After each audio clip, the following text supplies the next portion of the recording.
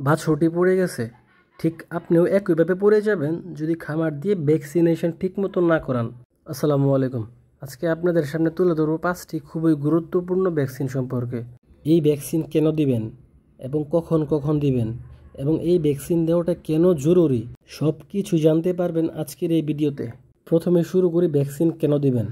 এই বিষয়টি উপলব্ধি করতে হলে আপনাকে অপেক্ষা করতে হবে ডাক্তার আসা পর্যন্ত।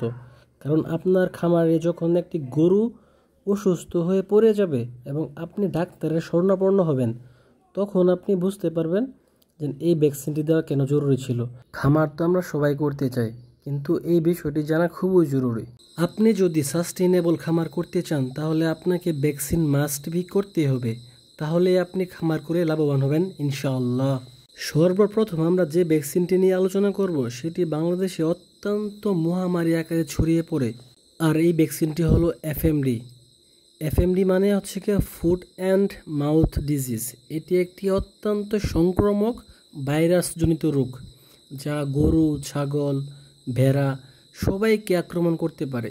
এফএমডি হলে সাধারণত গরুর খুর ফেটে যায়, মুখে ঘা হয়, মুখ দিয়ে লালা পড়ে, গরু খাবার বন্ধ করে দেয়, গরুর দুধ উৎপাদন অনেকাংশে হ্রাস পায়। এটি দেওয়ার সাধারণ নিয়ম হচ্ছে 4 থেকে 6 মাস বাছুর বয়সকেই দেওয়া যাবে।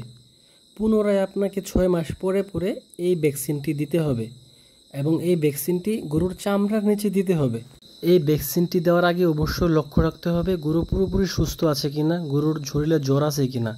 ভ্যাকসিনটি দেওয়ার 7 দিন আগে কৃমি মুক্ত করলে ভালো কাজ করে। এই ভ্যাকসিনটি দেওয়ার পর 1 থেকে 2 দিন গরুকে বিশ্রামে রাখুন এবং এই ভ্যাকসিনটি দেওয়ার সেরা মৌসুম হচ্ছে বর্ষার আগে এপ্রিল থেকে জুন পর্যন্ত এবং শীতের আগে অক্টোবর থেকে ডিসেম্বর পর্যন্ত। দ্বিতীয় যে ভ্যাকসিনটি আলোচনা করব সেটি হচ্ছে গিয়ে এলএসডি। এলএসডি মানে হচ্ছে ল্যাম্প স্কিন ডিজিজ। এটি সাধারণত চামড়ার উপরে হয়ে থাকে। এটি একটি ভাইরাসজনিত রোগ বা মশা, মাছি এবং টিকা দ্বারা দ্রুত ছড়ায়। গরুর ত্বকের নিচে শক্ত গুটি হয়ে যায় এবং প্রচণ্ড জ্বর হয়, দুধ উৎপাদন কমে যায় এবং ওজন দ্রুত হ্রাস করে। এই ভ্যাকসিনটি সাধারণত 4 থেকে 6 মাস বয়সেই দেওয়া ভালো এবং প্রতি বছরে একবার দেওয়াই যথেষ্ট। এটিও সাধারণত চামড়ার নিচে প্রয়োগ করা হয়। এই ভ্যাকসিনটি দেওয়ার সেরা সময় গ্রীষ্মের আগে মার্চ থেকে মে পর্যন্ত। এখন আলোচনা করব এইচএস বা গলা ফোলা রোগ নিয়ে। এটি একটি ব্যাকটেরিয়াজনিত রোগ, মারাত্মক সংক্রমণ যা মূলত বর্ষার আগে বেশি হয়।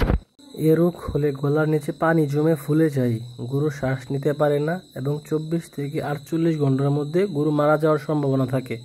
গরম ও আর্দ্র আবহাওয়ায় যেমন বাংলাদেশে বর্ষাকালে এই রোগের ঝুঁকি অনেক বেশি। এটি সাধারণত 6 মাস বা তার উপরের গরুকে দেওয়া হয় এবং বছরে একবার দিলে যথেষ্ট। এই ভ্যাকসিনটিও সাধারণত চামড়ার নিচে দিতে হয় এবং 7 দিন আগে কৃমিনাশক করলে ভালো কাজ করে। এই রোগটি হলে চিকিৎসা অনেক ব্যয়বহুল, কিন্তু ভ্যাকসিন খুবই সস্তা, তাই খামার দেওয়ার সময় আপনাকে এই বিষয়টি লক্ষ্য রাখতে হবে। এখন আলোচনা করব বিকিউ বা ব্ল্যাক কোয়াটার। এটি সাধারণত পেশি ফুলে গরু মারা যায়। এটি একটি ব্যাকটেরিয়াজনিত রোগ। এই রোগ হলে হঠাৎ পায়ে, উরুতে, কাঁধে ফুলে শক্ত হয়ে যায় এবং ভেতরে পচে যায় এবং 2-3 দিনের ভিতরে গরু মারা যাওয়ার সম্ভাবনা থাকে। প্রতি বছর একবার এই ভ্যাকসিনটি দিতে হয়। এখন আলোচনা করব ব্রুসেলোসিস ভ্যাকসিন নিয়ে। এটি গাভীর ধারাবাহিক গর্ভপাত রোগ। এটি মূলত গর্ভবতী গাভীকে 5 থেকে 7 মাসের মধ্যে গর্ভপাত ঘটায়। এই ভ্যাকসিনটি বকনা বাছুরকে দিতে হয় এবং 4 থেকে 8 মাসের মধ্যে একবার দিলে যথেষ্ট। এই টিকাটি দেওয়ার পরে 30 দিন প্রজনন করানো যাবে না এবং মানুষের হাতে লেগে গেলে ঝুঁকি আছে, তাই সাধারণত গ্লাভস পরে দিতে হয়।